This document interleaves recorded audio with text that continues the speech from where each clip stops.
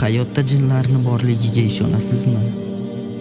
Jin bormi yo u xarofatmi yo'qmi degan savol tug'iladi. Jin bor. Jin degan so'zni lug'atdagi ma'nosi mastur, odamlar ko'zidan berkitilgan, yashiringan. Baqara surasining muqaddima alif lam mim oyati bilan boshlanadigan oyatlarida jinni borligi haqida dalillar keltirilgan. Islomni to'g'ri aqidalaridan biri g'aybga iymon keltirishimiz turibmiz. Tanamizni turg'azib turgan ruhimizni hech kim ko'rgani yo'q, lekin uni borligiga biz iymon keltirganmiz. Endi jin ko'zga ko'rinmagandan keyin uni yo'q deyish bu noto'g'ri. Jin nimadan yaralgan? Allohning kalomi Qur'on Ar-Rahmon surasini 14-15 oyatlarida jinni tutunsiz alangadan yaratganligi aytiladi. Jinlar turlari, jinlar qaysi toifalarga bo'linadi? Abu Salaba al-Hashani rivoyat qiladiki, payg'ambarimiz jinlar 3 toifaga bo'linadi debdilar. Birinchisi, havoda uchib yuradigan, qanotlari bo'lib qushlar, parrandalar ko'rinishida bo'ladi. Ikkinchisi, ilon va chayon ko'rinishida bo'ladi. Demak, ilon va chayonlarning shaklida jinlarni bo'lishini aytibdilar. Uchinchisi, yerda yuradigan har bir shakl shamoiliga kiradigan jinlar bo'ladi. Endi ilonlar haqida. Abu Hurayra radhiyallohu anhu qilgan hadisda biz payg'ambarimiz bilan birga bir jihodda edik. Yangi uylangan sahobalaridan bir yigit uyiga borib kelishi haqida payg'ambarimizdan ijozat so'radi. Rasululloh ijozat berdilar. Uyga borgan yigit to'shakda kulcha bo'lib yotgan ilonni ko'rib, nayza sanchib o'ldirdi. Shunda guvoh bo'lgan odamlarning aytishicha, bu yigit oldin o'ldimi bilolmay qoldik. Ilonni joni chiqmasdan unga nayza sanchigan yigitni joni uzildi. Bu haqda payg'ambarimizga yetkazilganida payg'ambarimiz afsus nadomat bo'lsin, bekor bo'pti. Yaqinda biz mashinada bir qancha jonlarni islomga kirgani haqida xabar topgandik. U bir musulmon jinga ozor bergani uchun undan qasdini olish maqsadida uni joniga qasd qilibdi, dedilar.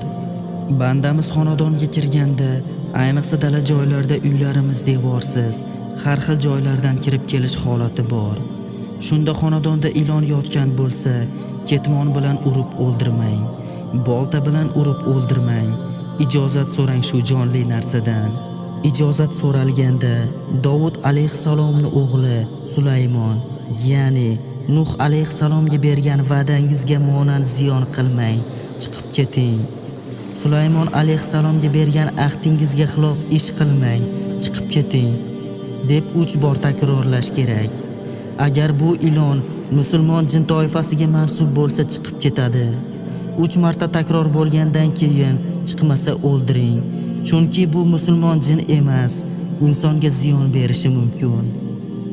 Sulaymon, ya'ni Nuh alayhissalomning nomlari ta'kid bo'lishi.